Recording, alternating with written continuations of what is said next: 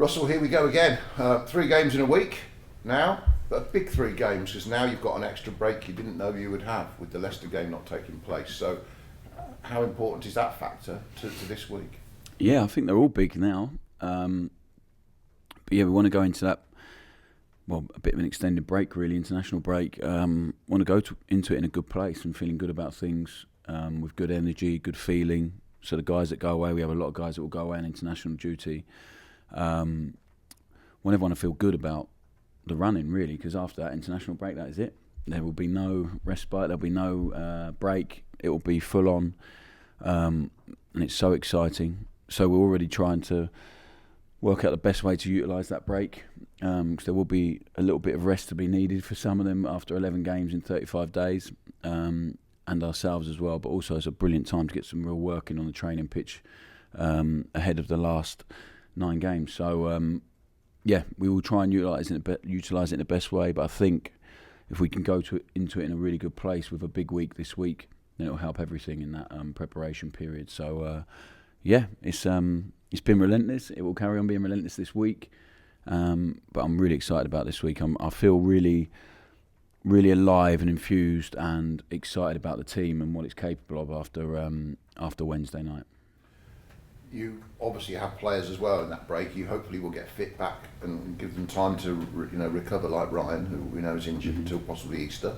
But Kyle Walker-Peters was everyone's worry on Wednesday night. How's that quad? Yeah, he won't be very long out. So tomorrow will be a stretch, I think. But it was really good news with Kyle. So hopefully involved in one of the 2 after that, or both. And if not, he'll definitely be back by the break, after that break. So yeah, it was fairly positive news. Good time to give James Breeze some minutes on Wednesday night then. Yeah, I thought he was excellent, Breezy. I really enjoyed his performance, especially because he'd been out for quite some time. And to do that at Anfield in the way that he did, and in his first proper game back was really brilliant. So honestly, I'm so delighted with so many, well, all of them really, the way they acquitted themselves.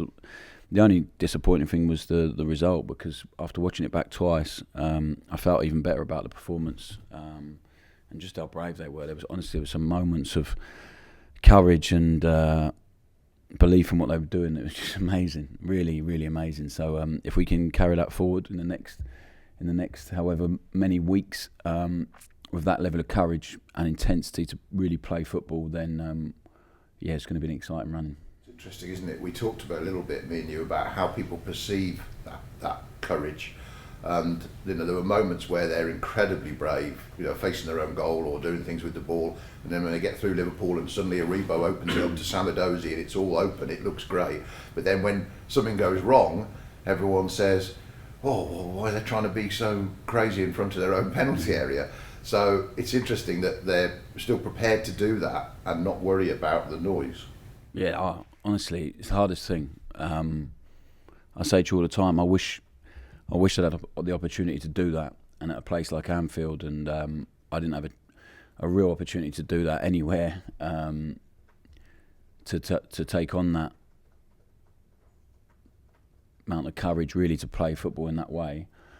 So I'll never ever take that for granted. And like I said to you before, I think the perceived risk, but the reward for it, and the feeling the players get when it works on the pitch, I think tops anything really. And then if you can win in that way, I think it's the best way to win.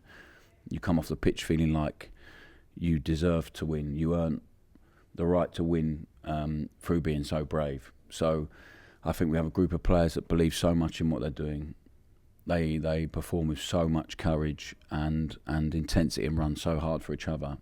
And that's all I can ever ask. And for the next however many weeks it is, 12 games, that's all I want to see, is that level of courage and level of running for each other and showing for each other, and also like the level of love they showed for each other on the ball.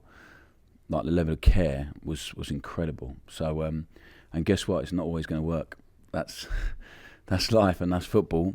The reason you didn't get a lot of it is because managers weren't prepared to put the neck on the line doing it. Yeah, well, I wasn't good enough, obviously. So yeah, they weren't prepared to put the neck on the line for me to do it. Won't do it. But it just depends on how you see the game, really. And there is no right or wrong way to play. I say this to you all the time. For us, this is our way, and it's the right way for us, because we can stand on the sideline and watch the team and enjoy watching the team and feel connected to that team and feel proud of the team you put on the pitch, because you understand the amount of work that it takes tactically and all that stuff, of course, but the level of feeling and the level of courage it takes to do that, I hope is testament to the players and to us and how much conviction and belief we have in what we're doing. And when it doesn't go right at times, it can look messy or whatever, but also when you put the ball forward quickly and try and play off a second ball, or give up the ball and try and control the game without the ball, that can often look messy as well. So everything has its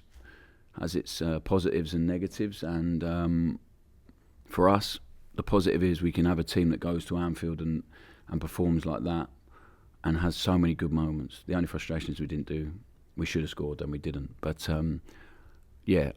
I want to be in this job for as long as I possibly can, and whilst I'm in it, I want to enjoy the team I'm watching and not be on the sideline biting my fingernails and not enjoying what I'm watching, really. You have spoken recently about the feeling, and you saw that at Liverpool. I think we all saw that at Liverpool, playing with that instinct and feeling rather than overthinking things. But of course, you've also said, well, that only happens if everybody works hard to make sure the man on the ball's got his options. So does the Liverpool game give us a level now where you can say, look what you just did, and now that's the minimum we expect, now keep doing it, and then they hopefully relax and play with some instinct? Yeah, I think before the Huddersfield game, we were at that point pretty much every game. The guys were facing aggressive press, high press, and just dealing with it so well, just amazingly well. And then we got into second and it changed a little bit and there was a bit more tension. So I think we can all really, really learn from that. But I think at that point then, the tendency is to overthink and go a bit more tactical and try and analyse things. But I think we've stripped it right back, really. I think it's the best thing for us and for the players, because for 8 months they've been battered with detail and position and like solutions if we face different things. So they know it. So they don't have to overthink it. And of course we'll look at it, and at half-time we'll try and help them one or two things, and before the game we'll try and prepare them for what's coming, like emotionally, like what the game we think will look like. But now is really down to two things: be really brave all the time, wherever we go, be the team we want to be, and run really hard for each other. And that means on the ball and off the ball. And they played in flow and with feeling and connection on Wednesday night, and we just need to keep that going. We know Mark Venus is looking after things at Birmingham, well, with Tony getting better. And actually people look on paper and go, well, they're 3 points off the drop. And then I looked at their home form and thought, blimey, they haven't lost at home for ages and they've won the last 3. So at St Andrews, they're a tough team to play. Yeah, I think it's always a tough place to go. I know it sounds a bit of a cliche, but I think it's. I think they have a manager who has gone in and he's such a good manager, Tony. He's such a good guy. And wherever I played against him, you can see the players enjoy what they're doing and they run hard. And then Mark's been with him for however many years, a long time. And I'm sure they are fighting really hard, because it's no one wants to see that happen to a good person. So they'll be desperately trying hard for him. So when he comes back to the club, it's in a really good place. And Mark's a very capable. But I'm meeting him in the office after games and stuff. He's a real football man, been around it for so long. So they are working really hard for each other. You can see that they run hard. They're difficult to play against. They're really committed in their press. So it's going to be an interesting game. And I think the challenge for us now is to try and turn the game into what we want it to be as early as possible in the game, wherever we go. But yeah, I think we were aware of West Brom's form when we went there. Birmingham is similar the way they've been at home recently. So if we can produce the level of performance we did against West Brom and on Wednesday night, then I'll be more than happy. Thank you. Cheers, Hi Russell. I was a little bit reluctant to ask about it because I didn't want to amplify a small minority of negativity, but Will Smallbone's deactivated some of his social media accounts because of some pretty nasty personal abuse. And I was wondering if you could offer some insight into what's going on there and then maybe launch a bit of a defence for Will.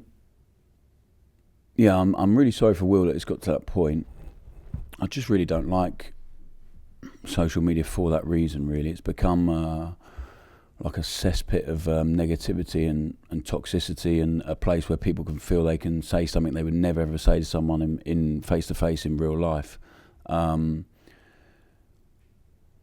someone they don't know as well. So everyone is so quick to pass judgment and to express an opinion. And some of the stuff I've seen, and I'm not on it, but I've been made aware of it, it's just like, I just don't understand what sort of human being says those sort of things, really. And by the way, to someone, if you are a supporter to someone who tries and gives everything every day for your football club, a football club that he loves and has been desperate to play at and be at since he was a kid, since he was a baby, and then to understand what Will's been through on his journey and some of the pain that he's gone through, to then target him. And by the way, whatever you think of him, he plays a lot because he's brilliant. And he's a fantastic young man, and he's growing all the time. And I said to you, I think numerous times, it's been an absolute privilege to work with him and to watch him grow and to see him come to life. Really, it's been amazing. But to understand his story and what he's been through to get to here, just to this point, and then to say what, like, judge people as footballers or whatever. But what some of the stuff that's been written is just outrageous. It's disgusting. I'd love to sit down with that person and understand why and what's going on in their life, that they feel they have to write something like that. So I feel really protective of my players, as you know, but as people first, and Will is one of the best ones I've ever worked with. So it makes me angry, it makes me sad that it's what that's come to.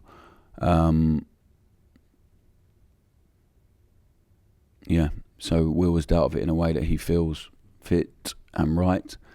If I had my choice, none of them would be on social media because I just don't see any advantage to it, really. And unfortunately, there are a lot of,